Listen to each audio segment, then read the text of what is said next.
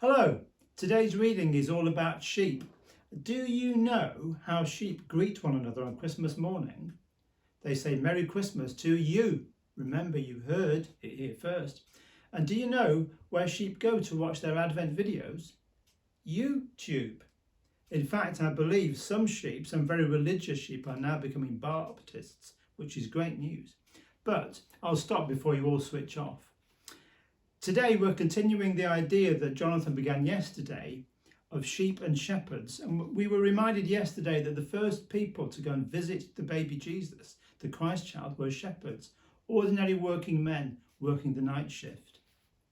We don't see many shepherds today. In fact, I don't remember the last time I saw a shepherd.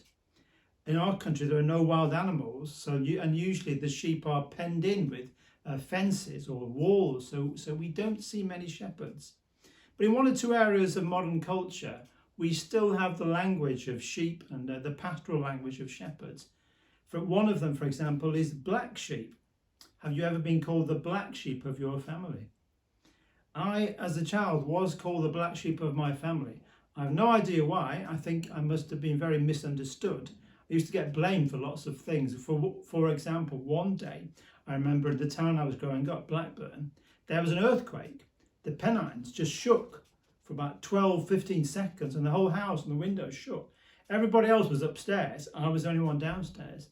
They all came tearing downstairs independently to see what I had done. Misunderstood, always, you see.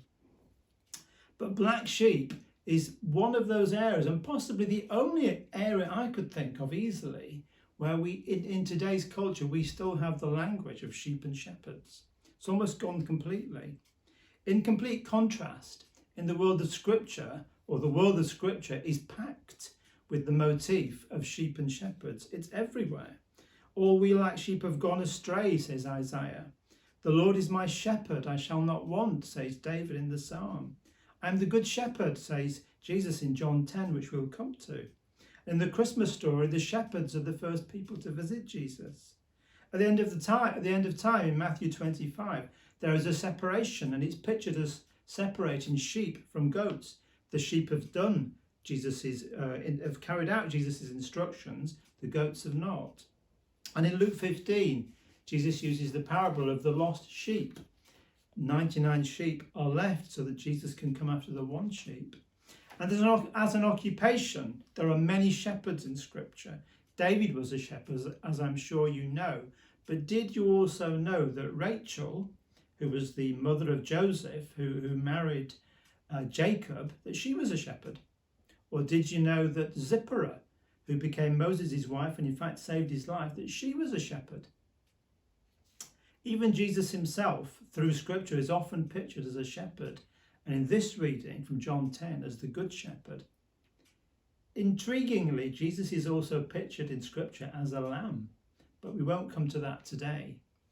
So in today's very short reading, it says something about Jesus being the good shepherd. I'm only going to read the first few verses from John chapter 10. Jesus the good shepherd. Very truly I tell you, anyone who does not enter the sheepfold by the gate, but climbs in by another way, is a thief and a bandit. The one who enters by the gate is the shepherd of the sheep. The gatekeeper opens the gate for him. The sheep hear his voice. He calls his own sheep by name and leads them out. When he has brought out all his own, he goes ahead of them. The sheep follow him because they know his voice. They will not follow a stranger. They will run from the stranger because they don't know the voice of a stranger. So Jesus is our good shepherd, this passage says. But there's one thing we have to do here to receive the benefits from the good shepherd. There's one thing we have to do so that Jesus will lead us beside still waters, besides green pastures. One thing we have to do so that he will come after us if we're the one sheep that's gone astray. There's one thing we need to do, and it's in this passage, and it's that we have to recognize his voice. When he calls us by our name, we have to hear his voice. Then all those advantages become ours.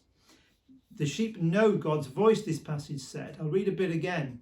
The sheep hear his voice. He calls his own sheep by name and leads them out. When he has brought them out, he goes ahead of them. The sheep follow him because they know his voice. Sounds simple, but it's not so easy, is it? To know God's voice from the hundreds of voices coming at us these days, from the TV, from social media, from the internet, from apps on our phone, from certain people. It's not easy to distinguish God's voice, is it? Always. We live in a noise-filled world, and hearing God's voice, the still, small voice, takes practice. It's not magic. You don't need a qualification. Anybody can do it. But to hear God's voice does take practice, especially in our modern age when there are a myriad of other voices.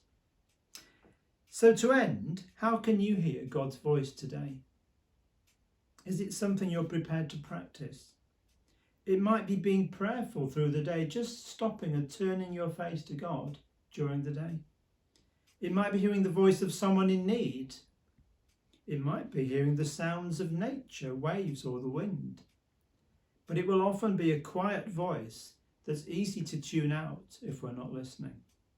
So it's great that you're taking the time to listen to these Advent reflections and these scripture readings, because scripture is another way that we can hear God's voice amidst the myriad of voices in our noise-filled world.